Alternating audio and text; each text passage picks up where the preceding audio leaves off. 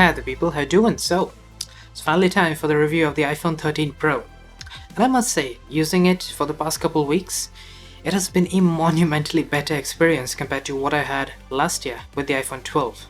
I mean, obviously, I've been using the Pro model here, it's got the textured finish, we have the 120Hz this time around, and trust me, that makes a huge difference. I think you know that already, but anyways, that got me thinking, like, what or how far would Apple have to go with their iPhones to make an avid Android user like me switch to iPhones permanently? The fact that I'm even thinking about that question and the fact that I'm actually considering switching to the iPhone 13 Pro, even though I'm basically in love with Android and just have all of the things I want in Android already, well, it definitely shows that Apple has improved a lot here. But that's it. It's still not good enough for me to switch to the iPhone. It just doesn't have the things that I would need for me to switch over. Let me explain. So in this review, what I basically want to tackle are the good things about the iPhone, the bad things, and also the stuff that are sort of in between, but could use an upgrade here and there to really make it amazing. So the good stuff first and foremost. Basically, it's gotta be the design here. We have a really nice texture, we have a really nice look, it's got a boxy finish which I do like, although it's kinda uncomfortable as you'd expect. And for the 13 Pro Max, I think that's gonna be the most uncomfortable device given its size and just the sheer weight of these devices, which is quite a bit if you really think about it. So yeah, definitely try out the 13 Pro Max and get a feel for it. If you feel like it's getting a little uncomfortable, without a question, the 13 Pro is going to be a much better fit for you, as it is for me. It's the reason, partly the reason, why I bought the iPhone 13 Pro here. But anyways, there's also the display up front. Obviously, it is incredible this time around, simply because Apple finally added 120Hz. I mean, the displays looked incredible already. We had good OLEDs, it's really bright this time around. It is not the brightest, though. That crown would actually go to Xiaomi Mi 11 Ultra. Believe it or not, that thing has 1700 nits of peak brightness. This one gets close, but not quite there yet. Anyways, it won't be a problem for you. That's basically the point I'm trying to get across. And it also has Dolby Vision and HDR10 support. It has all the bases covered, good resolution as well. And with 120Hz, it just completes the whole package of a flagship level display. This is essentially what the iPhone 12 series as a whole was missing last year, just because of the display and because of how smooth everything feels with iOS integration and the fact that we did not get a single frame drop, at least noticeable frame drop, in all the animations here. That really goes to show that it might be worth it to actually upgrade from the iPhone 12 to the 13 Pro. It just might be that I'm too much of a fan of 120Hz and you may not really notice it enough to see the difference. So yeah, keep that in mind of course. But that said, the display is great, and that brings me to the design of the screen. Now that is just bad. There's no other way to say it. It's been like this, like we have this ridiculous notch since the iPhone 10. That's when it first came out, and back then it was pretty cool, to be honest. Like, it was a new take on displays, and Android phones copied them after that and then got rid of it, and still we have a notch. Apple says they have made it smaller, but yeah, that extra screen real estate, it doesn't come in handy. So at the end of the day, it's in your face, and it actually cuts into 18:9 content, which is ridiculous, to be honest. Like, I'd say that the previous year notch was actually better. That's my take on it. I know it's a hot take, but that's just how it is. If you cannot watch 18:9 content without the notch just jutting in just enough for you to notice sometimes, at one point it's obviously gonna get annoying if you notice it well enough on the iPhone 13 here. And of course, I know I'm ranting on and on about the notch, but there is a reason for it. It's Face ID, and as a security unlock, it works really well. It has good accuracy, it has really nice speed, although I still kind of dislike the fact that we cannot directly unlock into the home screen and we have to swipe up. But yeah, that's a minor complaint, and if you use it long enough, you'll get used to it.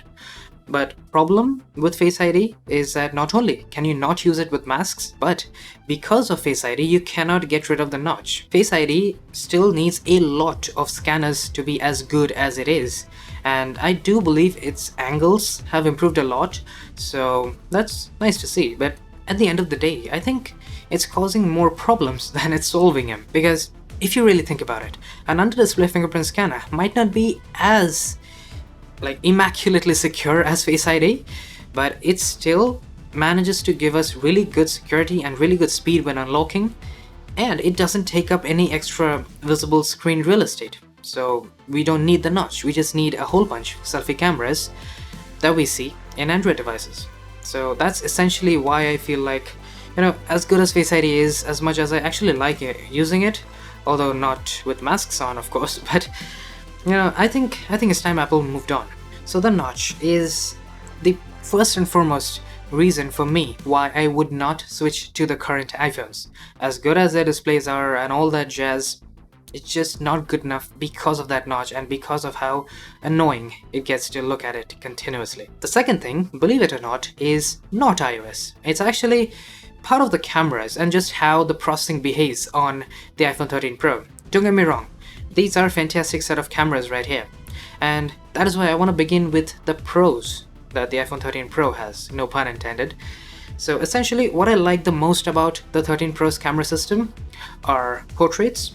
I really like how the skin tones and the edge detection overall is. It works really well. Portrait night mode is also quite a stellar feature to have. Secondly, I really like main camera night modes. I think the quality in main camera night modes is really good and very consistent, although at times, when it comes to a difficult situation where things might be backlit, highlights get blown out. I'll get to that in a moment, but yeah, for the most part, main camera night mode works out really well. Thirdly, the selfie camera. I think Apple's one of the most underrated camera features is just how good the selfie camera is. Like, whether it's normal selfies, portrait selfies, it works really well. I think the only place where the selfie camera is not good is with selfie night mode. That is just kind of pathetic to look at, but other than that one small problem, the selfie camera is really nice, to be honest. Then, of course, we have the not so good stuff. Well, first and foremost, my biggest problem with the iPhone 13 Pro's camera system is the ultra-wide night mode. It has improved, I'll tell you that much. Like the ultra-wide shots in general, in daylight or even indoors with deep fusion, they look good. Trust me, they look really nice, and I'm actually quite impressed. I was quite impressed until I saw an ultra-wide night mode. I mean, what's the real point of having such a nice ultra-wide sensor, a larger upgrade of a sensor, if all it can do is improve on daylight images, which were already quite nice to begin with, and it doesn't actually solve the night mode problem. Another thing that I feel like could be kind of better, and this is, edging on the area of personal preference and just how I like my photos to turn out. Yours might be quite different, so do keep that in mind, but in my experience, I've seen that the iPhone likes to really cool off warm images. Like in general, if there's a warm light shining on a particular subject, then it'll try its hardest in many situations to cool it off. In some cases it works out and it looks really nice, but I've seen enough samples to know that it is quite inconsistent in that regard. Also, with HDR processing, the iPhone is inconsistent in that regard as well. So what happens is, when there's a lot of highlights and a lot of dark shadows, instead of trying to equalize everything, that's how HDR processing tends to work in most devices, and that's how I honestly like my photos to look, nice and balanced. It'll, I think, in an effort to preserve contrast, try to give us a crushed shadows and blown highlights look, so that the image doesn't turn out to be flat. And I like the theory behind it, but it ends up with images that just do not look as nice as many other phones can produce. Again, maybe you like those shots. Clearly, those kinds of shots are not for me. So that's why I feel like, cumulatively, these cameras, in terms of photography at least, just not for me.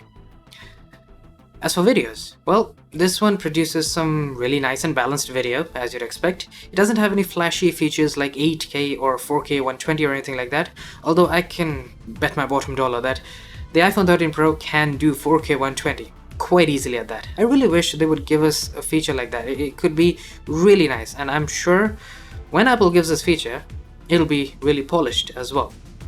But that's it. Normal video, 4K 30, 4K 60, for the most part, you're gonna get really nice results. We have newer sensors, we have really nice stabilization, and exposure balance is one of the things Apple tends to nail more than ever. That is much more true in videos compared to photos. That's at least how my experience has been. Now, one last thing to talk about on the camera side is the cinematic mode in here. It's not a pro mode. In cinematic mode, we get portrait video. Now, I'm not entirely sure who exactly asked for this feature and thought that this would be the way that, cinematic video should look like. I mean, yeah, technically you should get that big sense of feel and the background bokeh and all that, but still, it does look cinematic when it works perfectly, because that's the thing. In portrait video or cinematic mode on the iPhone 13 Pro, far as I've seen, is that it works really well, but when it does not, your eyes can detect it very easily. It's in the edge detection, you see. Whenever there's a really soft edge against maybe, let's say, your hair, or part of the edge just gets distorted for a few frames, it sounds minor, but your eyes see it immediately, because we already know how photos and videos from big sensors can look like. That's it. Because now Apple has adopted the feature, I think now it'll open the doors for many other Android companies to compete in that regard and give us even better portrait video. And so, well, that's essentially my take on the cameras. Really good camera system, way better than last year, a lot of upgrades. Obviously, we have had hardware upgrades. That's when you see the biggest differences, and we do see them, for the most part. But yeah, I'm impressed by how good the cameras are, but I don't think it's quite there yet to be, the reason why I might switch over. It's actually part of the reason why I'm not switching over to the iPhone 13 Pro for good. So now the two other things that are fantastic about this device are battery life and performance. I mean, there's never been an iPhone, the latest iPhone, that has bad performance, so that's obviously not an issue here. And secondly, the battery life, it's incredible, to say the very least. This thing could probably last me 2 days if I just had like medium to light usage, which is generally not in my case. It's always like a lot of camera and some photo editing, and then a lot of content consumption. But I think this has had the longest screen on time, and basically the longest battery life that I've used in any smartphone this year. Now, part of the reason is, of course, the fact that we have ProMotion display, which means that although we can go up to 120Hz and get the smoothness when we are scrolling and all that, when it's stationary, we get very good efficiency from the display. The chipset as well has focused a lot on efficiency this time around. The software, it's part of the reason why we get good battery life from iPhones, even though the capacities are smaller. And of course, the capacity this year has increased by a good bit, which is why cumulatively we get really good battery life here. But that said, I really wish we had an always-on display on this phone, because clearly the battery is not a problem, so I'm not really sure what's stopping Apple from giving us even like a basic always-on display on this phone. So that is my take on the iPhone 13 Pro. I know I didn't really talk much about the software, because there's really not a lot to talk about. It's iOS. It's got the same limitations, the same perks that you'd expect. I mean, yes, there has been some additional features here, like the scan to text from images directly. A neat feature, to be honest, but it's still very much the closed off iOS operating system that you get. That has not changed. So keeping all of that in mind, I don't think I'm gonna switch over to the iPhone 13 Pro, but to someone who's looking for an iPhone, definitely upgrade to this one, because as long as you don't mind the other issues like the notch and some of the weird tendencies with the camera and all that, you're gonna have a blast with this. Also, we have Photographic Styles. I didn't actually talk about that. So Photographic Styles essentially allows you to change up how you want your images to look. You can have them to be slightly vivid, slightly higher contrast, slightly warmer, slightly cooler. But do keep in mind, it's not like a preset or filter that you can just remove after you use it. So it's completely baked in, and keeping that in mind, use it however you want. I personally didn't really use it because the differences were minor and they didn't really matter, to be honest, and a lot of people might not even end up using them. So yeah, essentially this is a great device. I have way fewer complaints than I thought I would, so that's definitely a win from my side. It's a nice device. I've had a good time with it, but I will not be switching over yet. Apple still needs to make some pretty big changes to convince me. So with that said, I do hope you guys enjoyed. If you did, do hit that like button, subscribe if you aren't ready, and I will be seeing you guys later. Cheers.